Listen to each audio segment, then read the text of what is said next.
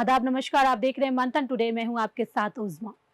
देश में जमीन से जुड़े मामले को लेकर विवाद लगातार बढ़ रहा है। इनमें सबसे अधिक मामले अवैध कब्जा और अतिक्रमण से जुड़ा होता है। कई बार लोग निजी संपत्तियों के साथ साथ सरकारी जमीन पर भी कब्जा जमा लेते हैं। भूमि पर गलत तरीके से कब्जा जमाना या अतिक्रमण करना भारत में कानूनी अपराध है और इसके खिलाफ भूमि अतिक्रमण कानून के तहत कार्रवाई होती है। ऐसे में हर नागरिक के लिए यह समझना जरूरी है कि वह अपनी संपत्ति को सुरक्षित रखने के लिए क्या क्या कदम उठा सकते हैं। विशेषज्ञों का मानना है कि जमीन पर अवैध कब्जा की नौबत आने से पहले ही सावधानी बरतना सबसे सुरक्षित उपाय है।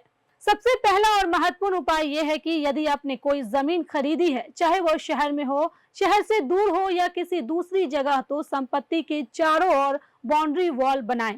बाउंड्री वॉल न केवल जमीन की सीमाओं को स्पष्ट करती है, बल्कि यह अतिक्रमण की कोशिश करने वालों के लिए एक प्रतीकात्मक रोक भी होती है। इसके साथ ही जमीन के बीच या प्रमुख स्थान पर एक बोर्ड लगाना चाहिए जिस पर स्पष्ट रूप से भूस्वामी का नाम लिखा हो। कई जमीनों पर लगे ऐसा बोर्ड अक्सर लोगों को कब्जे की कोशिश से रोक देता है। अगर आपकी संपत्ति शहर से दूर स्थित है और आप नियमित रूप से वहां नहीं जा सकते हैं, तो उसकी सुरक्षा के लिए चौकीदार या केयर टेकर रखना एक बेहतर विकल्प है।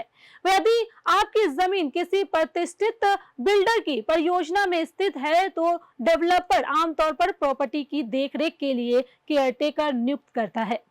प्लॉट मालिक कंपनी द्वारा नियुक्त कर्मचारियों से संपर्क बनाए रखकर अपनी जमीन की स्थिति की नियमित जानकारी प्राप्त कर सकते हैं। जमीन खरीदने के बाद एक और महत्वपूर्ण कदम है आसपास के अन्य प्लॉट मालिकों के साथ मिलकर एक एसोसिएशन बनाना और उसे सब रजिस्ट्रार कार्यालय में पंजीकृत करना। एसोसिएशन बनाने से सभी मालिक सामूहिक रूप से किसी भी कानूनी या प्रशासनिक मुद्दे को उठाने में सक्षम हो जाते हैं। खासकर अवैध कब्जा या सुरक्षा से जुड़े मामलों में यह सामूहिक निकाय काफी प्रभावी साबित होता है। इसके अलावा जमीन को लंबे समय तक खाली न छोड़ें। यदि संभव हो तो उस पर हल्का फुल्का निर्माण करा ले, जैसे एक छोटा कमरा या शेड बनाकर वहां सुरक्षा गार्ड या कोई अस्थायी निवासी रख दे। हालांकि किसी को भी संपत्ति पर रहने की अनुमति देने से पहले वकील के माध्यम से सभी कानूनी दस्तावेज तैयार कराना बेहद आवश्यक है। इससे भविष्य में किसी प्रकार के दावे या विवाद से बचाव हो सकता है। अगर आप अपना घर, फ्लैट या खाली मकान किराए पर दे रहे हैं, तो किराएदार का पुलिस वेरिफिकेशन करवाना ना भूलें। कई राज्यों और शहरों में यह प्रक्रिया अब अनिवार्य कर दी गई है। किराएदार से पहचान के दस्तावेज, पारिवारिक विवरण और आवश्यक फॉर्म भरवाएं। इसके अलावा किराएनामा तैयार करवाना और समय समय पर उसका नवीनीकरण करते रहना भी कानूनी सुरक्षा के लिए अहम है। कुल मिलाकर संपत्ति की सुरक्षा केवल बाउंड्री वॉल और ताले पर निर्भर नहीं करती।